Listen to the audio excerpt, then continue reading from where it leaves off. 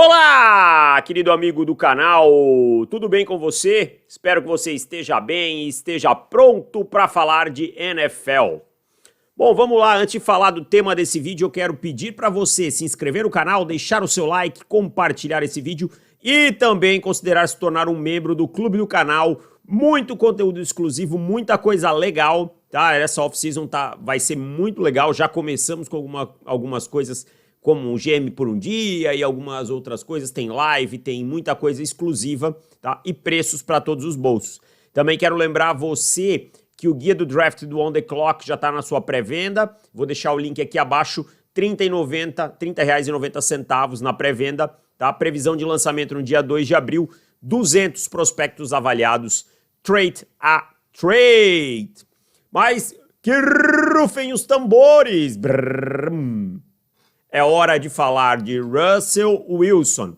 A salvação para Russell Wilson?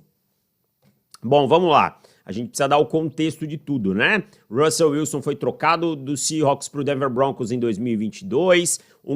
Recebeu um contrato gigantesco e não jogou absolutamente nada até agora. Fiquei animado quando ele chegou em Denver? Óbvio que fiquei. Denver numa maré danada, chegou o Russell Wilson e nem o mais pessimista, né? Nem o que mais dizia, olha, o Russell Wilson não é tão bom e imaginar que fosse ser tão ruim. Deixa eu só mexer nisso aqui.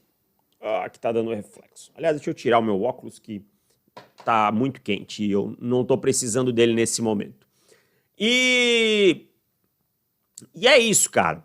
Foi muito mal. O Russell Wilson de 2023 foi um quarterback ruim, tá? Não se engane pelos números do Russell Wilson, tá?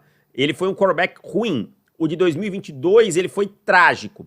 E não existe clima para o Russell Wilson jogar com o Sean Payton em 2024. Ele foi para o banco, para o Jarrett Stidham, que é um quarterback bem fraco, tá? Ele foi parar no banco do Jarrett Stidham e quando você vira a reserva do Jarrett Stidham, você está com problemas.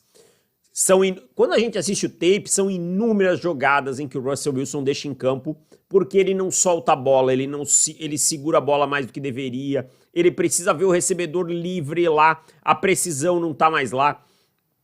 E justamente com o Sean Payton, que é um treinador que quer que você solte a bola rápido, que o sucesso do Sean Payton foi com o Drew Brees, principalmente soltando a bola rápido, fazendo um pré-snap muito bom e soltando a bola. Então não tem clima para nada. O Russell Wilson, para mim, ele entrou numa espiral negativa, que se abre aspas, espiral negativa perfeita. Essa frase fica muito dúbia, mas muito estranha. Mas é isso. Ele sai do Seahawks depois de uma lesão, né? E aí ele já perdeu o atleticismo dele. O atleticismo dele fazia com que ele pudesse esticar as jogadas, manter as jogadas vivas por mais tempo, né? E aí lançar a bola segurando um pouco mais ela do que deveria, mas ainda assim muito produtivo. Então ele perde esse atleticismo. Quando ele perde esse atleticismo, ele começa a fazer jogadas ruins. Ele vai para um outro time onde ele acha que finalmente ele vai ter liberdade para comandar o ataque, coisa que o Pete Carroll não dava. Ele tem isso e dá tudo errado. Ele tem uma temporada trágica. A sua tomada de decisão é ruim, é tudo ruim. É um dos piores anos da carreira de um quarterback que é a preço de ouro como ele chegou, né? Então entra na espiral e aí ele perde a confiança. Quando ele perde a confiança, ele segura mais ainda a bola. Quando ele segura mais ainda a bola, os erros ficam mais frequentes. Então é uma bola de neve muito grande. Eu vejo o Russell Wilson se recuperando, se tornando um quarterback bom na NFL de novo? Não vou mentir, não vejo, tá? Não vejo. E o Russell Wilson, ele tem um agravante para com ele, tá? O Russell Wilson é um cara de poucas conexões na NFL. E conexões importam. Primeiro, ele é um cara de poucas conexões porque o extracampo dele nunca foi bom, não no sentido dele ser um cara hostil, arrumar confusão e tal, mas ele se colocou numa bolha. Tá? Ele sempre se colocou numa bolha à parte dos demais jogadores e todo mundo. Ok, eu sou o Russell Wilson, acabou o jogo, eu pego meu celular, falo aqui na rede social e bum, vou para casa. Né? Sempre treinou duro, isso nunca ninguém negou, mesmo os seus desafetos, sempre falaram que ele cumpriu com suas obrigações profissionais, mas ele não criou conexões. E, além disso, as conexões com treinadores, que para mim nesse momento seriam fundamentais para o Russell, tá? Essas conexões, elas são pequenas, tá? São pequenas e os poucos que têm algum poder de decisão não estão numa situação, tá? Não estão numa situação de poder influir em alguma coisa, sabe? Ajudar o Russell Wilson. O único, assim, que eu vejo com uma boa conexão com ele é o Dan Quinn. Mas o Dan Quinn está começando o seu trabalho no Washington Commanders, que é uma franquia que está numa reestruturação que tem a escolha número 2 do draft. O Dan Quinn não está numa situação em que ele precisa arriscar num quarterback veterano, que ele está sem alternativas. Então ele não vai querer começar o seu trabalho com um quarterback que fracassou miseravelmente nos últimos 2 anos e que todo mundo aponta para o declínio, tá? Os outros nomes com quem ele tem alguma conexão são times que têm quarterbacks estabelecidos ou em desenvolvimento, que não faz sentido buscar o Russell Wilson. Então, a questão para ele é que talvez essa novela, para ele ter um novo time, se é que ele vai ter, talvez se arraste até próximo ao training camp.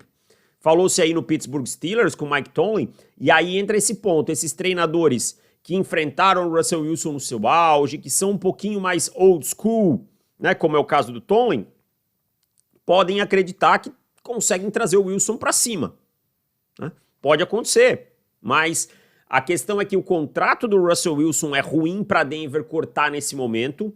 Dificilmente Denver vai encontrar um parceiro de troca, e essa troca agora também não é muito vantajosa, porque esse contrato é muito ruim, tá? Denver não deve cortá-lo com efeito já, deve cortá-lo com aquele corte designado para pós 1 dos 6, que é onde consegue mitigar um pouquinho os efeitos do contrato do Russell Wilson.